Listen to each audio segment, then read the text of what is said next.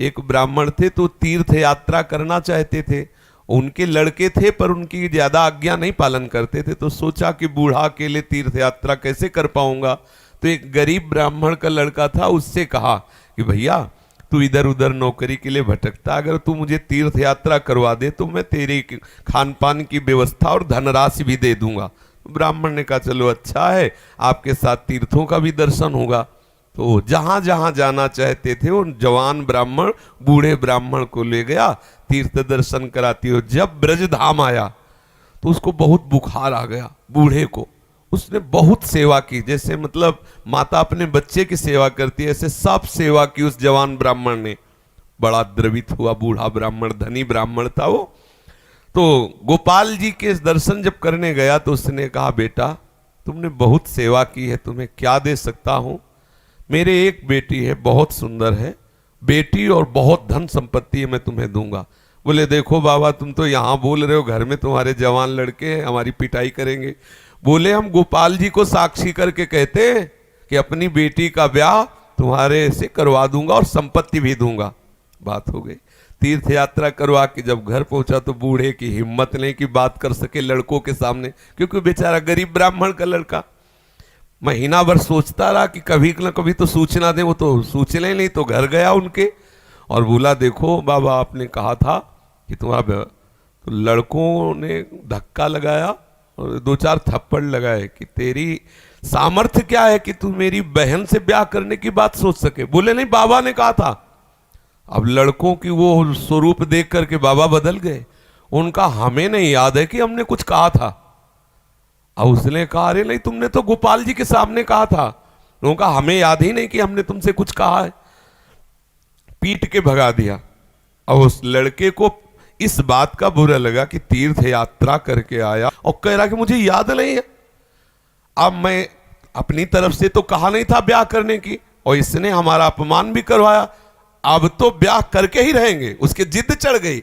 उसने पंचायत बुलाई और पंचायत में कहा कि इसने हमें तीर्थ यात्रा के लिए प्रेरित किया, तीर्थ यात्रा ले गया, मैंने इसकी सब सेवा की, इसने ठाकुर जी के सामने मेरे ब्याह की बात कही। तो बोले कोई और गवाही दो तब बात बनेगी। बोले गवाही में तो केवल हम ही और ये बुढ़ा और ठाकुर जी थे। तो बोले अब भाई गवाही तो दो में क्या, तुम जो कह रहे हो कि इन्होंने कहा वो कह रहे नहीं कहा, तो तीसरा चाहिए। वो तीसरे में तो ठाकुर जी थे। तो बोले अगर गवाही दे दें तो ब्याह हम जबरदस्ती करवा देंगे। पंचायत पहले लगती थी गांव में, जैसे होता है ना न्यायालय, तो छोटा मोटा न्यायालय समझो गांव का। पंच लोग जो निर्णय कर देते थे फिर वही होता था। तो बुढ़े से कहा तो बुढ़ा राजी हो गया, क्योंकि उसे पता था गोपाल जी थोड़ी आएंगे। उसने कहा अगर गोपाल जी कह दें पंचों के बीच में आके कि हाँ हमारे सामने ब्याह की बात हुई थी, तो अब किसी की बात नहीं मानेंगे, हम ब्याह कर देंगे। लड़के भी राजी हो गए, क्योंकि सबको पता था कि कोई ठाकुर जी मूर्ति थोड़ी चल के आएगी। और उसने मूर्ति नहीं माना था, उसने साक्षात ठाकुर जी माना था। आया वृंदावन और ठाकुर जी का शयन हो गया था। अब वहां से अब वो बहुत परेशान कि अब कल तक हम रुके फिर ठाकुर जी से बात करें, तो ऐसा। अब दरवाजा बंद थे, खटखटाया, क्योंकि उसके लिए मूर्ति थोड़ी है।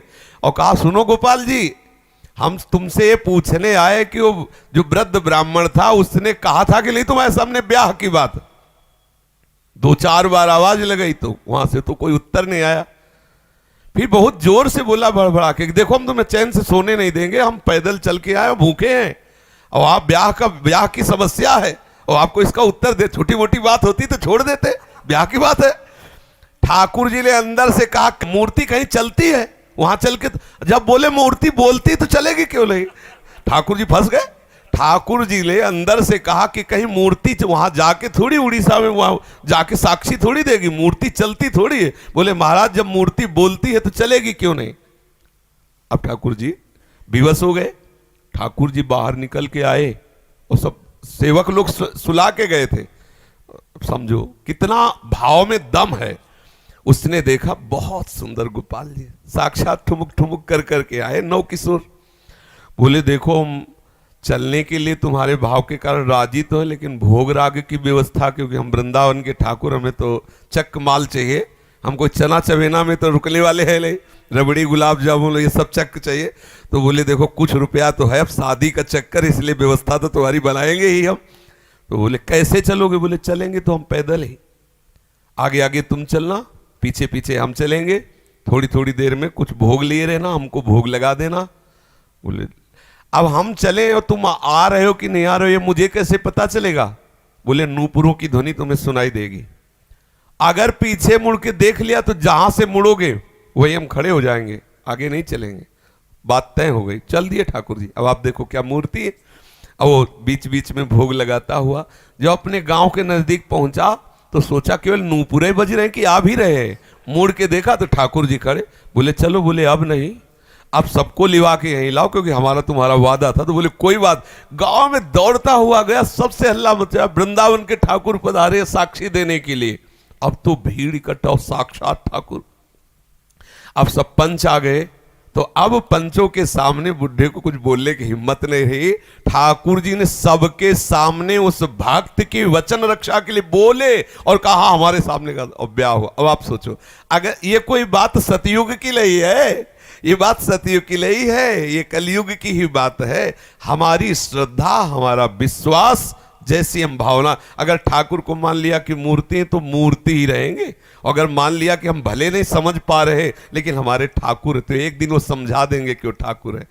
जो छवि हम देख रहे हैं, राधा बाबा के पास भी ऐसी छवि थी। तो राधा बाबा से ठाकुर जी बात करते थे, ठाकुर जी मुस्कुराते थे, और हमारे सामने छवि, क्योंकि हम उन्हें फोटो मानते हैं। कभी फोटो और ये बात ना माने कि मूर्ति वो साक्षात है, ऐसी भावना करे तो अनुभव में आने लगेगा कि ठाकुर साक्षात है। जी।